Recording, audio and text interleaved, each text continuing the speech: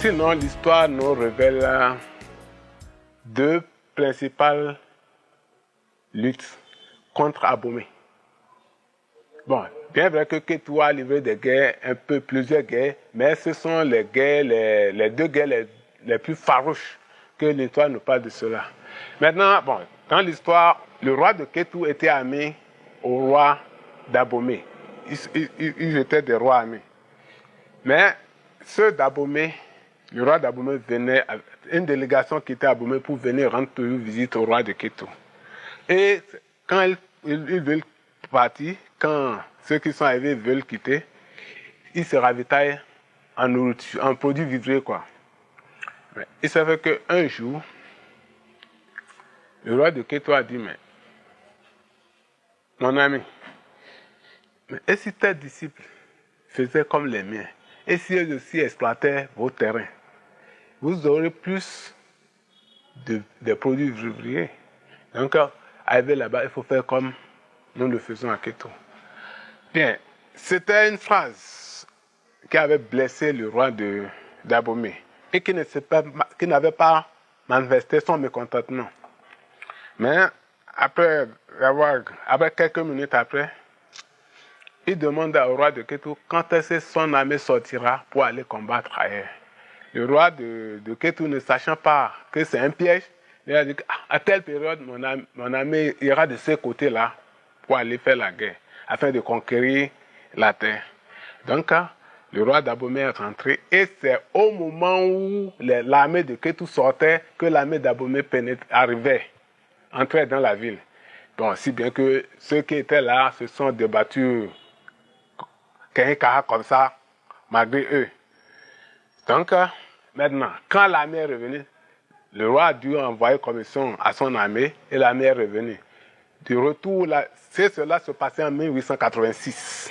Le chef de l'armée de Kétou a envoyé commission au chef de l'armée d'Abomey que voilà, les oiseaux auront profité de son absence pour manger son mil. Que maintenant il est déjà arrivé. Ils n'ont qu'à se préparer et aussi, lui aussi, son armée l'attend. Ils n'ont qu'à venir. Donc c'est de là que les Abomey ont dit que voilà, ça fait bonne affaire. Et ainsi, l'armée d'Abomey est atterrie à Kétou en 1888. Et c'est la deuxième guerre, surtout la guerre la plus farouche.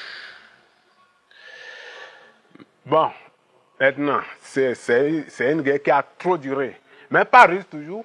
Vous savez que c'est pas russe que Abomey avait livré la première guerre. Pas russe toujours. Et ça fait que, bon, comme les gens se frottaient entre eux, et puis un temps, ils ont cessé. Et un fils de Kétou s'est fait ami à un Abomey. Mais celui-là lui a posé la question. Donc, entre eux, il a demandé, mais qu'est-ce qui fait le secret de votre ami? Mais qu'est-ce qui se passe? Nous sommes épuisés, nous sommes à bout du souffle. Comment? Et celui-là, il est de la famille Arepa. Donc, lui, il a vendu la mèche, il a livré le secret du royaume de Kétou. C'est un que Abomey a dit que, voilà, au lieu de repayer là, comme ils n'ont plus de quoi manger, ils vont sortir là, on les attend. Et pour annoncer la fin de la guerre, c'est le Tantan qui a annoncé la fin de la guerre. Donc, ils ont profité. Et quand ils ont dit qu'il n'y a plus la guerre, il s'est fait que celui qui s'est fait ami là, lui, il a trahi ses frères. Il a dit au tapeur de Tantan d'annoncer que la guerre est finie. Donc, lui, il a annoncé que la guerre est finie. Et ainsi, ceux de Kétou étaient sortis. Parce qu'ils savaient qu'ils n'étaient même pas armés, ils savaient que c'était déjà la fin, comme le Tantan l'a annoncé comme d'habitude. C'est ainsi que les Abomey se sont jetés sur eux. Et c'est à cette année-là qu'ils ont enlevé notre porte magique et l'ont porté à Abomey. Puisque je vous avais dit tantôt qu'à l'extrémité des remparts, ils avaient construit une guérite qu'on appelle Akabadena. À cette guérite-là, on a placé 2 portes. Et ce ne sont pas des portes ordinaires.